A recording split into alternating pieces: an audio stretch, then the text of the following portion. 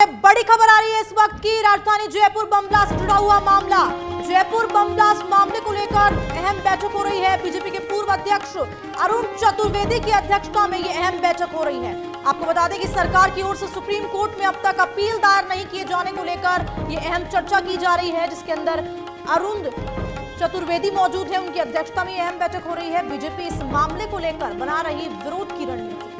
देखिए बड़ी खबर इस वक्त की, 13 मई 2008 को तो जयपुर में हुए थे सीरियल बम ब्लास्ट, उसको लेकर बड़ी खबर आपको बता रहे हैं, जहां बम ब्लास्ट में 70 से ज्यादा लोगों की मौत हो गई थी। और उसी को लेकर ये अहम बैठक हो रही है। जयपुर बम ब्लास्ट मामले से जुड़ी हुई बीजेपी की अहम बैठक हो रही है, जहां बीजेपी के पूर्व अध्यक्ष अरुण चतुर्वेदी की अध्यक्षता में बैठक हो रही है। सरकार की ओर से सुप्रीम कोर्ट में अब तक याचिका दायर नहीं होने पर यह अहम बैठक, तो बीजेपी पूरे विरोध में इसकी रणनीति बना रही है, चर्चा कर रही है।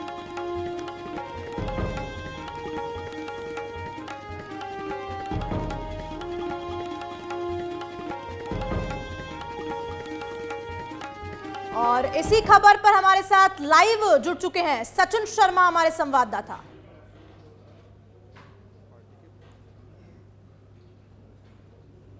प्रदेश कार्यालय पर बैठक की है। इस बैठक में क्या कुछ रहा, आइए जानने की कोशिश करते हैं खुद अरुण चतुर्वेदी से। चतुर्वेदी जी, आपने आज बैठक ली है वापस जयपुर बम ब्लास्ट को लेकर के, किस तरह के? देखिए, राजस्थान के लिए एक बहुत ही चिंता का विषय था कि 13 मई 2008 को सारे जयपुर में सीरियल बम ब्लास्ट हुए थे और उसमें 71 लोग मारे गए और 185 लोग घायल हुए। सारे जयपुर को छलनी करने का काम हुआ था। उस समय के उन जो मुलजिम थे, उन मुलजिमों को 5 को फांसी की सजा हुई। बाद में दुर्भाग्य से राजस्थान सरकार की लचर पैरवी के कारण माननीय सर्वोच्च न्यायालय ने उन सबको रिहा किया।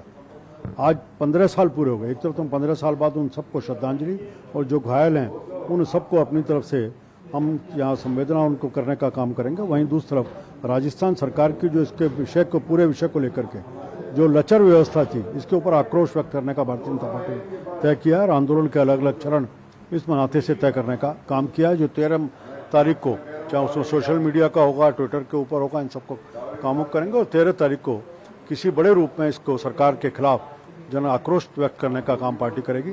एक और इसमें विषय निकलता है कि लगभग उस फैसले को आए हुए 1 महीने से अधिक हो गया, जहां पीड़ित पक्ष जिनके पास पूरी तरह से व्यवस्थाएं भी नहीं है, वो इस विषय को लेकर के माननीय सर्वोच्च न्यायालय में उन्होंने अपनी SLP फाइल कर दी। लेकिन जिस राजस्थान सरकार के पास पूरी लीगल बैटरी उपलब्ध है, सारे बड़े बड़े विशेषज्ञ उनके पास हैं, बड़े बड़े वकीलों की टीम उनके पास है, अभी 1 महीने से अधिक होने के बाद भी इस विषय के ऊपर SLP दायर नहीं की। ये दुर्भाग्यपूर्ण है और इस विषय को लेकर के भारतीय जनता पार्टी आंदोलन कर सकती है।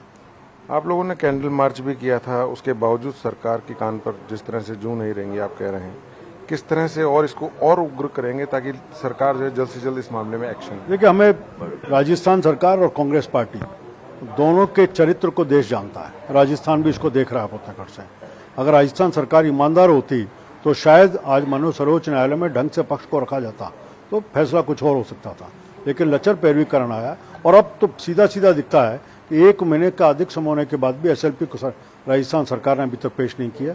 उनकी क्या मंशा है ये स्पष्ट नहीं है रूप से।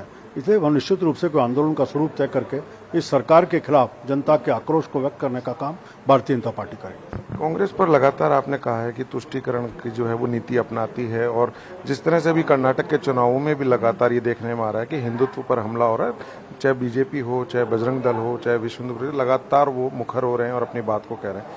क्या आपको लगता है इसमें? स्पष्ट रूप से आज जिस तरह की घटनाओं का क्रम चल रहा है, हम देखते हैं कि देश में PFI जैसा संगठन जिसको भारत सरकार ने प्रतिबंधित कर रखा है, राजस्थान की सरकार कोटा में उसको अनुमति, रैली निकालने की अनुमति देती है और उसके बाद एक एक करके घटनाक्रम, चाहे उदयपुर में कन्हैयालाल का सिर धड़ सालों की बात हो, बिस्सा जी की मूर्ति के ऊपर एक धर्म विशेष का झंडा फहराने की बात हो, करौली में राम जन्मभूमि को जुलूस के ऊपर हमला करने की बात हो, अलग अलग तरह के सब विषयों को देखें पूरे काल तो ये स्पष्ट रूप से दिख रहा है कि कानून समानता नहीं देख रहा।